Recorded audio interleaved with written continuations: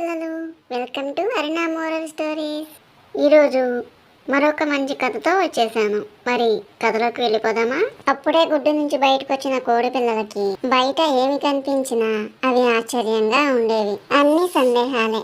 తల్లిని రకరకాల ప్రశ్నలు వేస్తూ ఉంటాయి. తల్లి సమాధానం చెప్పిన తర్వాత ఏ పనైనా చేసేవి. చీకటి పడగానే కోడి పిల్లలు వాళ్ళ అమ్మని, అమ్మా నాకు కళ్ళెందుకు కనపడటం లేదు అని అడుగుతాయి. చీకటి పడింది, చీకట్లో వస్తువులు కనబడవు అని చెప్పింది తల్లి. అమ్మా ఇప్పుడు మేము ఏం చేయాలి అని అన్నాయి. వెలుగు వచ్చే వరకు నా రెక్కల కింద చక్కగా పడుకోండి అంది తల్లి. తెల్లవారిన తర్వాత కోడి పిల్లలు ఇలా అడిగాయి. అమ్మా మాకు కడుపులో కుర్రు కుర్రుమంటున్నాయి ఎందుకు? ఇప్పుడు మీకు ఆకలేస్తుందని అర్థం. ఇప్పుడు మీరు ఏమైనా తినాలి, తింటేనే ఆకలి తీరుతుందమ్మా అంటుంది.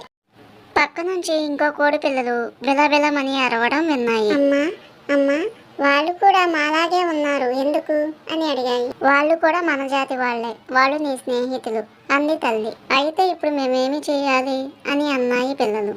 కలిసి ఆడుకోవాలి, ఆపద వస్తే అందరూ కలిసి ఎదుర్కోవాలి, పోట్లాడుకోకూడదు అని చెప్పింది తల్లి. ఇదిలా ఉండగా పెద్ద కోళ్ళన్నీ మేత కోసం వెళ్ళాయి.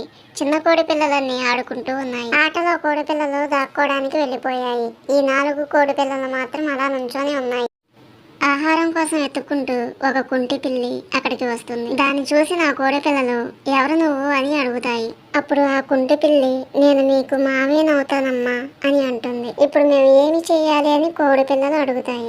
ఇప్పుడు మీరు నా దగ్గరకు వచ్చి కూర్చోండి అమ్మా అంటుంది పిల్లి.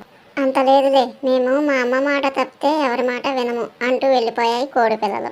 పిల్లిది కుంటిదవటం మూలంగా కోడి పిల్లల్ని పట్టుకోలేకపోయింది. పిల్లలు, ఈ కథ మీకు నచ్చితే నా ఛానల్ని సబ్స్క్రైబ్ చేయండి, షేర్ చేయండి, లైక్ చేయండి. మరొక మంచి స్టోరీతో రేపు వచ్చేస్తాను. బాయ్.